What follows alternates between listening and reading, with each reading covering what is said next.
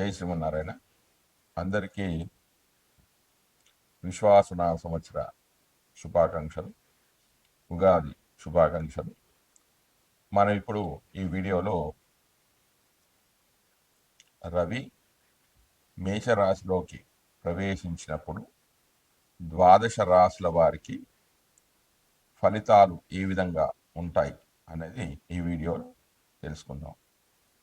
అంత ప్రాముఖ్యత ఏమిటి అంటే, మేషరాశిలో రవి స్థితి చెందడం అంటే అది రవికి అది ఉచ్చరాశి. అంటే కేవలం మొత్తం 30 డిగ్రీలు కాదు, మొదటి 10 డిగ్రీల్లో మాత్రమే రవి కానీ కుజుడు కానీ మొదటి దృక్కాణంలో మాత్రమే శుభ ఫలితాలు ఇస్తాడు.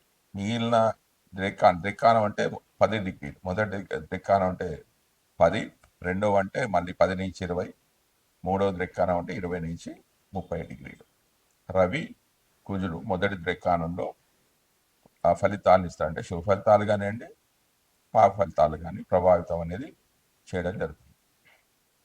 కాబట్టి ఆ ఫలితాలు ఏ విధంగా ఉంటాయి, ద్వాదశ రాశుల వారికి ఫలితాలు ఏ విధంగా ఉంటాయి అనేది మనం ఇప్పుడు ఈ వీడియోలో తెలుసుకుందాం.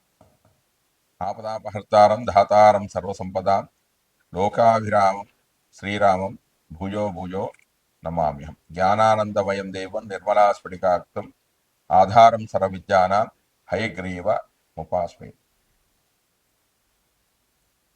మనం ఇప్పుడు ఈ వీడియోలో రవి మేషరాశిలోనికి ప్రవేశించినప్పుడు ద్వాదశ రాశుల వారి యొక్క గోచార ఫలితాలు ఏ విధంగా ఉంటాయి అనేది ఈ వీడియోలో తెలుసుకుందాం. అంత ప్రాముఖ్యత ఏంటంటే,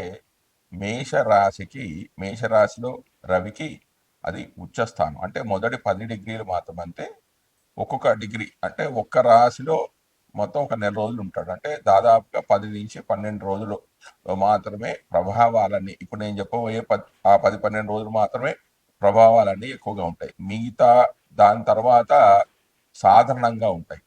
ఆ ఫలితాలు ఏ విధంగా ఉంటాయి అనేది మనం ఈ వీడియోలో తెలుసుకుందాం.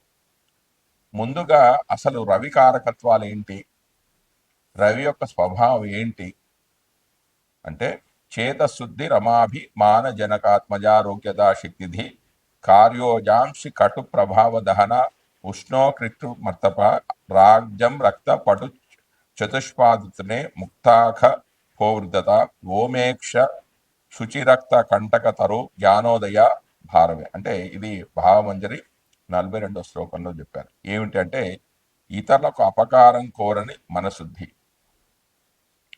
ఇతరులకు ఎప్పుడు కూడా చెడు చేయడు. అంటే రవి బలంగా ఉన్నవాడు. ధన ప్రాధాన్యం అధికమైన ఆత్మాభిమానం ఉంటుంది. ఆత్మాభిమానం, సెల్ఫ్ కాన్ఫిడెన్స్ అనేది ఎక్కువగా ఉంటుంది. తండ్రికి కారకుడు ఆత్మ, తన మీద తనకు నమ్మకం, ఆరోగ్యానికి కూడా కారకుడు. అంటే రవి మంచి స్థానంలో ఉన్న వారికి ఆరోగ్యం చాలా బాగుంటుంది. బుద్ధి బలం ఉంటుంది. బుద్ధి బలం, కార్యనిర్వహణ శక్తి ఉంటుంది.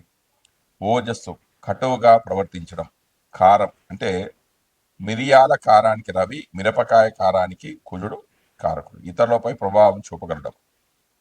అగ్నిశక్తి, ఉష్ణశక్తి అంటే ఆరోగ్యకరమైన ఉష్ణశక్తికి రవి అయితే దాన్ని, ఆ వేడిని అధికంగా చేయడానికి కుజుడు కారకుడు. కంటి యొక్క అనారోగ్యం అంటే కుడి కంటికి రవి అయితే ఎడమ కన్నుకు కారకుడు ఎవరు? చంద్రుడు. మనుషులను పరిపాలించడం అంటే అధికారమైన పాలన చేయడం, అంటే లీడర్షిప్ క్వాలిటీస్ ఎక్కువగా ఉంటాయి రవి బలంగా ఉన్న వాళ్ళకి. రాజ్యము, ఎర్రని బట్ట, పశుబలము, గట్టి అంటే పత్రహరితానికి సూర్యకాంతి కారణమని వైజ్ఞానికమైన వివరణ. ముత్యాలు, ఆకాశంపై ఆధిపత్యం, పెద్ద మనిషిగా వ్యవహరించడం అంటే పైకి చూడడం. అంటే తప్పు చేసిన వాడు అధైర్యవంతుడు, కిందికి చూస్తాడు.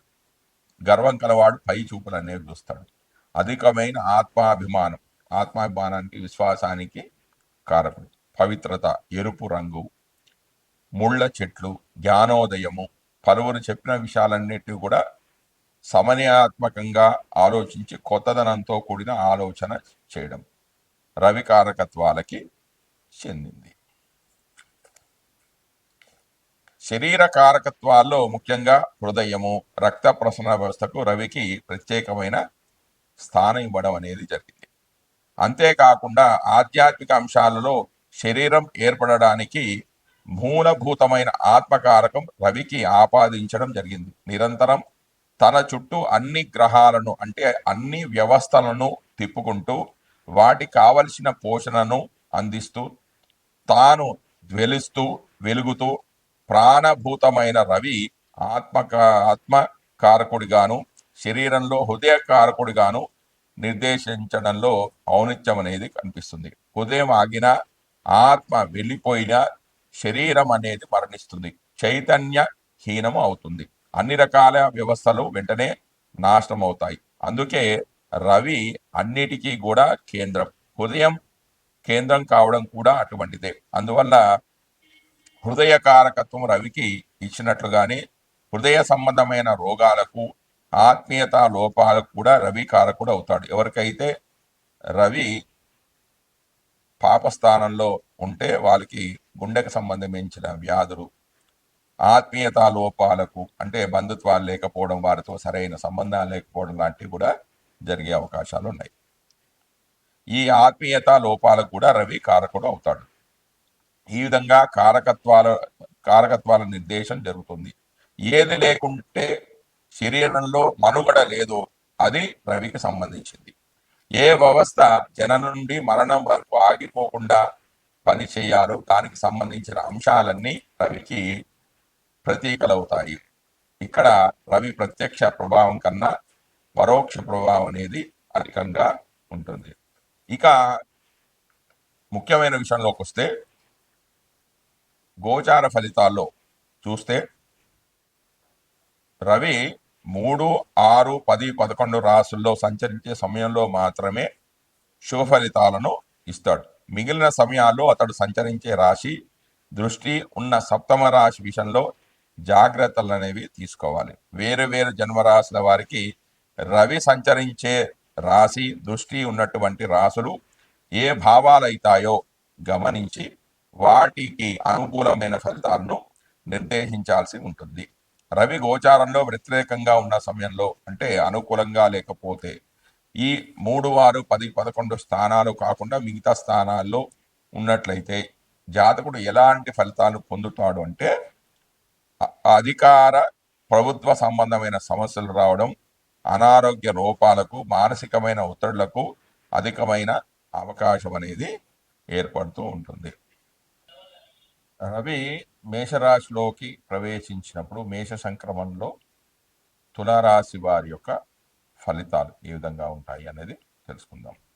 తులారాశి వారికి రవి సప్తమ భావంలో సంచరిస్తున్నాడు. అంటే కలత్ర భావంలో రవి సంచారం పాప ఫలితాలను కలిగేస్తుంది. ఫలితాలు ఏంటంటే బంధువులతో గొడవలు జరగడం, కొన్ని ఇబ్బందులు, భార్యకు అనారోగ్య సమస్యలు రావడం, సంతానానికి అనారోగ్యం, ఉత్సాహం అనేది తగ్గిపోవడము, వృధాగా ప్రయాణాలు చేయడం, ఉదర సంబంధమైన వ్యాధుల బారిన పడడము, మానసికమైన అశాంతి వంటివి జరుగుతాయి. రవి తన సప్తమ దృష్టి చేత లగ్నాన్ని వీక్షించడం చేత శరీర బలం అనేది తగ్గిపోవడం, అనుకున్న పనులు జరగకపోవడము, ఎంత కష్టపడినా గట్టిగా ప్రయత్నించినా కొన్ని పనులు మాత్రమే జరగడం, విరక్తి వైరాగ్యము రావడం వంటివి జరుగుతాయి. కాబట్టి ఈ భావాల విషయంలో జాగ్రత్తలు అనేవి అవసరం. అంటే తనపై తనకు నమ్మకం కలగడానికి, ఆత్మవిశ్వాసంతో ఓపికతో తన పనులలో విజయాన్ని సాధించడానికి ప్రతిరోజు కూడా సూర్యగ్రహ దోష నివారణకై రామరక్షా స్తోత్ర పారాయణము, ఆదిత్య హృదయ పారాయణం చేసుకోవడం వల్ల ఉత్తమ ఫలితాలు జాతకుడు పొందే అవకాశం అనేది ఉంది.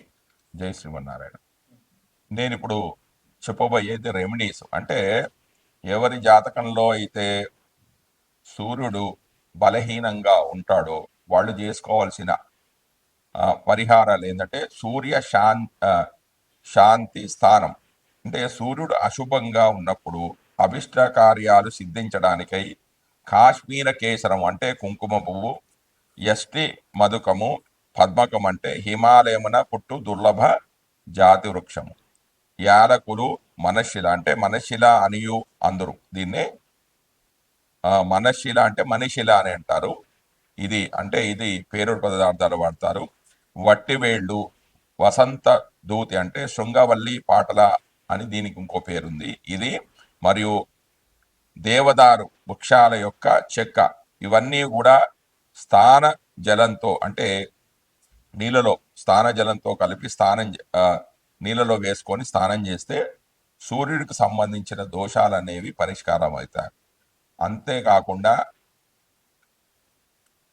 పురాణ శ్లోకాలు ఉన్నాయి. ఏంటి? జపాకుసుమ సంకాశం కాశ్యపేయ మహాదుతం తమోరం సర్వపాపగ్నం ప్రదోష దివాకరం. ఈ మంత్రాన్ని కానీ వైశిష్ఠుడు రాముడికి ఉపదేశించిన ఆదిత్య హృదయ పారాయణ కానీ చేసుకున్నట్టయితే రవికి సంబంధించిన దోషాలన్నీ కూడా తొలగిపోయి రవి శుభ ఫలితాలను ఇవ్వడం జరుగుతుంది. జయ శ్రీమన్నారాయణ.